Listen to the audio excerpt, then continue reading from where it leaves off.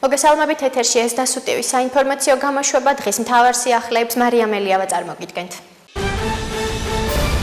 ამერიკელი კონგრესმენები საქართველოს მიერ ბოლო პერიოდში მიღწეულ მნიშვნელოვან პროგრესს მიესალმებიან.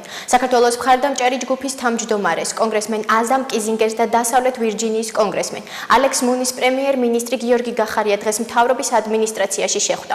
მთავრობის მეთაურმა კონგრესმენ კიზინგერს საქართველოს მხარდამჭერი აქტის მიღების პროცესში ლიდერობისთვის მადლობა გადაუხადა და აღნიშნა, რომ ოპერატიული მხარდაჭერა საქართველოს აშშ-ის ურთიერთობების უმაღლეს დონეს ადასტურებს. შეხვედრისას საუბარი შეეხო საქართველოს ოკუპირებულ ტერიტორიებზე არსებულ ვითარებას, ქვეყანაში მიმდინარე რეფორმებს და ნატოსა და ევროკავშირში ინტეგრაციის პერსპექტივებს.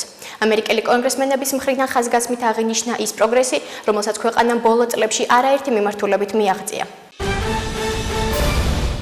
უზენაესი სასამართლოს მოსამართლეობის არაერთმა კანდიდატმა გამოავლინა თავისი კომპეტენცია და ვფიქრობ, ისინი პასუხობენ მოთხოვნებს, რომელიც უზენაესი სასამართლოს წევრობისთვის არსებობს. ამის შესახებ პარლამენტის თავმჯდომარე არჩილ თალაკვაძემ ჟურნალისტებს განუცხადა, რითაც გამოეხმაურა უზენაესი სასამართლოს მოსამართლეების შერჩევის პროცესი.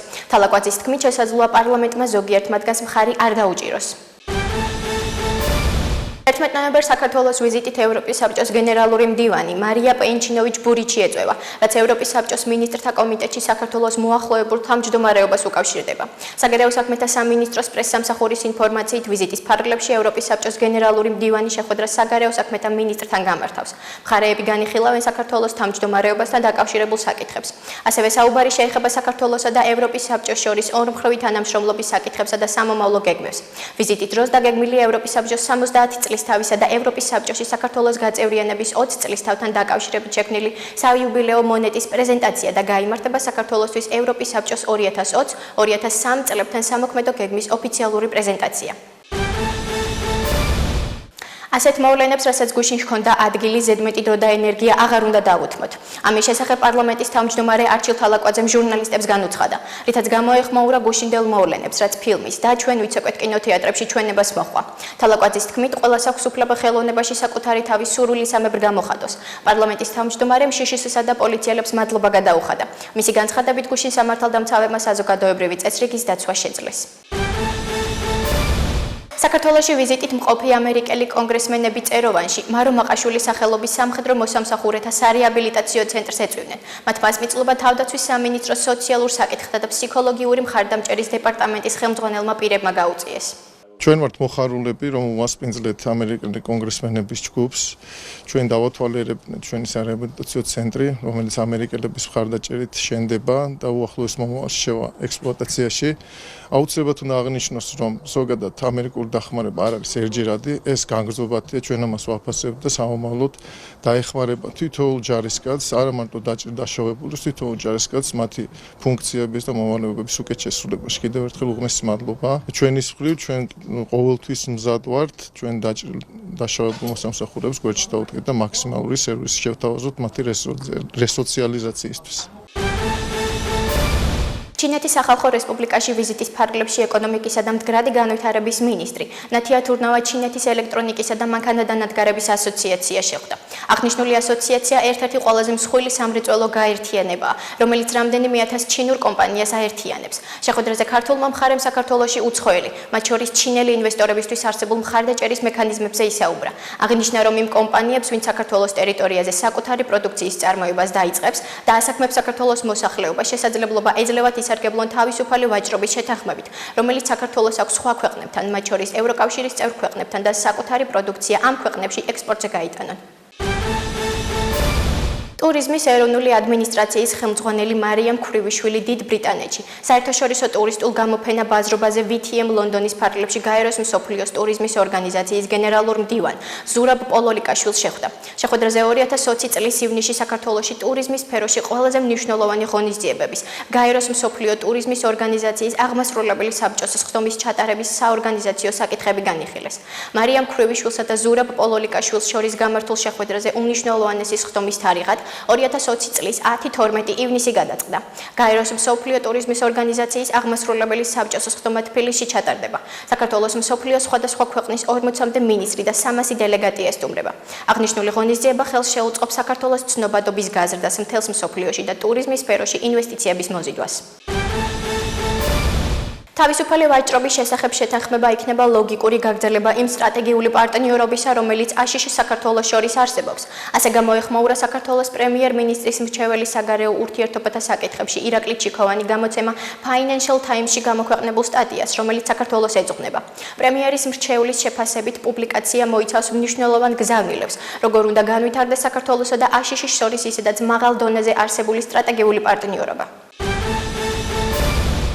საქართველოს ოკუპირებული ტერიტორიებიდან დევნილთა, შრომის ჯანმრთელობისა და სოციალური დაცვის მინისტრი ეკატერინე ტიკარაძე ბათუმში ლეონიდის ქუჩაზე ნომერ 4-ში ახალაშენებულ კორპუსებში მცხოვრებ დევნილ მოსახლეობას შეხვდა და მათ პრობლემებს ადგილზე გაეცნო. 164 დევნილ ოჯახს ლეონიდის ქუჩაზე ახალაშენებულ კორპუსში ბინების სამინისტრომ გასულ წელს გადასცა. დევნილებისთვის ერთ-ერთ მნიშვნელოვან საკითხს ბინების დაკანონება წარმოადგენდა. მინისტრის თქმით, მთავრობის შესაბამისი განკარგულება უკვე გამოიცა და იძულებით გადაადგილებულ ოჯახებს მართლზომიერ მფლობელობაში არსებული საცხოვრებელი ფართები უახლოეს მომავალში დაუკანონდებათ. საქართველოში წლების განმავლობაში ცხოვრობენ და მომავალშიც იცხოვრებენ განსხვავებული ეროვნების, სარწმუნოების და ორიენტაციის ადამიანები. ამის შესახებ თბილისის მერმა კახა კალაძემ ჟურნალისტებს განუცხადა, რითაც გამოეხმაურა გუშინდელ მოვლენებს, რაც ფილმის და ჩვენ ვიცეკვეთ კინოთეატრებში ჩვენებას მოყვა. კალაძის თქმით, საქართველოში ყოველთვის ყველას უფლება დაცული იქნება.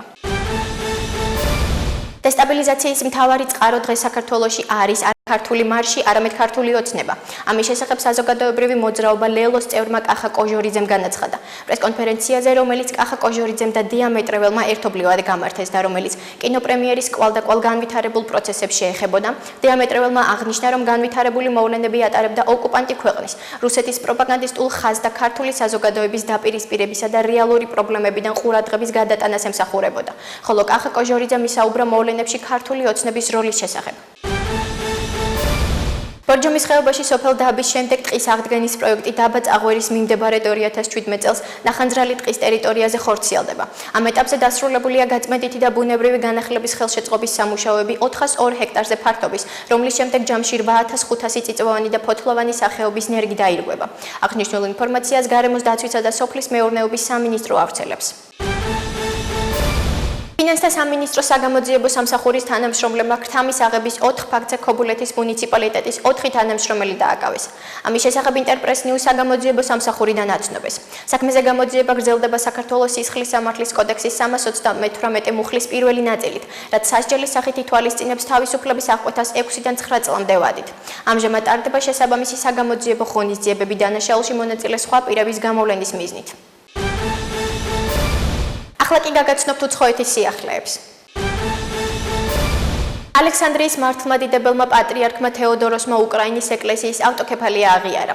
პატრიარქმა ქაიროში გამართულ მსახურებაზე უკრაინის ეკლესიის მეთაური მოიხსენია. ცნობისთვის პატრიარქის მიერ ჩატარებული წირვის დროს მხოლოდ ავტოკეფალური ეკლესიების წინამძღოლებს მოიხსენიებენ. დაახლოებით 1 თვის წინ უკრაინის ეკლესიის ავტოკეფალია საბერძნეთის ეკლესიამაც აღიარა, რის გამოც რუსეთის მართლმადიდებელმა ეკლესიამ მასთან ევქარისტიული კავშირი შეწყვიტა. ამერიკის სახელმწიფო მდივანი მაიკ პომპეო გერმანიაში ოფიციალური ვიზიტით იმყოფება. მაიკ პომპეო ბერლინის კედლის დანგრევის 30 წლის თავთან მიძღვნილ ღონისძიებებში იღებს მონაწილეობას. ბერლინის კედელთან სიტყვით გამოსვლისას პომპეომ იმ გამოწვევებზე გაამახვილა ყურადღება, რომლის წინაშეც ევროპა დგას. მან რუსეთზე როგორც საფრთხეზე ისაუბრა. დღეს რუსეთი, რომელსაც ყოფილი კგბ-ს ოფიცერი მართავს, მის მეზობლებს იპყრობს და ოპონენტებს ანადგურებს, განაცხადა პომპეომ. მაიკ პომპეომ ჩრდილოეთ ნაკადი ორზეც ისაუბრა და განაცხადა, რომ ამერიკის შეერთებულ შტატებს არ სურს ევროპა დამოკიდებული იყოს რუსეთის ენერგორესურსებზე. თურქეთი პატიმრობაში მყოფი ისლამური სახელმწიფოს ტერორისტების საკუთარ ქვეყნებში ექსტრადირებას 11 ნოემბრიდან დაიწყებს. ამის შესახებ ქვეყნის შინაგან საქმეთა მინისტრმა თურქულ მედიას განუცხადა. ვიწყებთ ტერორისტების თქვენთვის უკან გამოგზავნა სავარაუდოდ ორშაბათს. განუცხადა სულეიმან სოულუმ და დაასძინა, რომ ეს ძირითადად ევროპულ სახელმწიფოებს ეხება. ისინი ამბობენ, რომ ამ პირებს მოქალაქეობა ჩამოართვეს, ახლა რაც უნდა ის უყონ. თურქეთი მათ ექსტრადიციას ყველა მიზეზის გარეშე მოახდენს, განაცხადა სოულუმ. თურქეთმა ევროპული ქვეყნები არაერთხელ გააფრთხილა, რომ ისლამური სახელმწიფოს ტერორისტებს თავიანთი სამშობლოში გაგზავნიდა, თუმცა ქვეყნებში აცხადებენ, რომ ამ პირებს მოქალაქეობა ჩამორთმეული აქვთ. ავსტრალიაში ხანძრის შედეგად 2 ადამიანი დაიღუპა. ამის შესახებ Deutsche Welle იუწყება. მათივე ინფორმაციით ცეცხლმა 100-მდე სახლი გაანადგურა და კარგულად კი ამ დროისთვის 7 ადამიანი ითვლება. ათასობით მოქალაქე ევაკუირებულია და სპეციალურ ცენტრებს აფარებს თავს. ხანძრის გამო ქვეყნის ჩრდილოეთ ნაწილში Queensland-ში მდებარე ციხიდან პატიმრების ევაკუირებაც განხორციელდა. შეგახსენებთ, ახალ სამხრეთ უელსის შტატში მეხანძრეები რამდენიმე დღეა რეკორდული მასშტაბის ხანძარს ებრძვიან. ამ დროისთვის არსებული მონაცემებით ხანძრის 17-მა კერამ საგანგაშო დონეს მიაღწია. ხანძრის გაჩენიდან დღემდე 30-ზე მეტი ადამიანი, მათ შორის 19 მეხანძრე დაშავდა. ბრაზილიის ყოფილი პრეზიდენტი ლუის იგნასიო ლულა დე სილვა 18 თვიანი პატიმრობის შემდეგ ციხიდან გაათავისუფლეს. ამის შესახებ ინფორმაციას BBC ავრცელებს. გამოცემის ცნობით ლულა დე სილვა, რომელსაც კორუფციული ბრალდებების გამო 2018 წელს 12 წლიანი პატიმრობა მიუსაჯეს, უზენაესი სასამართლოს გადაწყვეტილების საფუძველზე გაათავისუფლეს. აღნიშნული გადაწყვეტილება სასჯელის აღსრულების პრაქტიკის შეცვლას ითვალისწინებს და მსჯავრდებულების დაპატიმრებას მხოლოდ იმ შემთხვევაში ითვალისწინებს, თუ კი მათ მიმართ გამომტყუნებელ განაჩენს სამივე ინსტანციის სასამართლო გამოიტანს. აქამდე მოქმედი წესით კი ბრალდებულებს გამომტყუნებელი განაჩენის პირველივე ინსტანციის სასამართლოში გამოტანისთანავე აპატიმრებდნენ. აღნიშნული ცვლილება ყოფილ პრეზიდენტთან ერთად ათასობით მსჯავრდებულს შეეხო. 74 წლის ექს-პრეზიდენტი ქვეყნის სათავეში 2003-2010 წლებში იდგა. ლულა დე სილვა გასული წლის საპრეზიდენტო არჩევნებშიც აპირებდა მონაწილეობის მიღებას, თუმცა ის კორუფციული ბრალდებების გამო დააპატიმრეს. ეს იყო ჩემს ხელთ არსებული ბოლო ინფორმაცია, ახლა კი ჩვენს ეთერში ამინდის პროგნოზის დროა. მე მომავალ შეხვედრამდე გემშვიდობებით. ნახვამდის.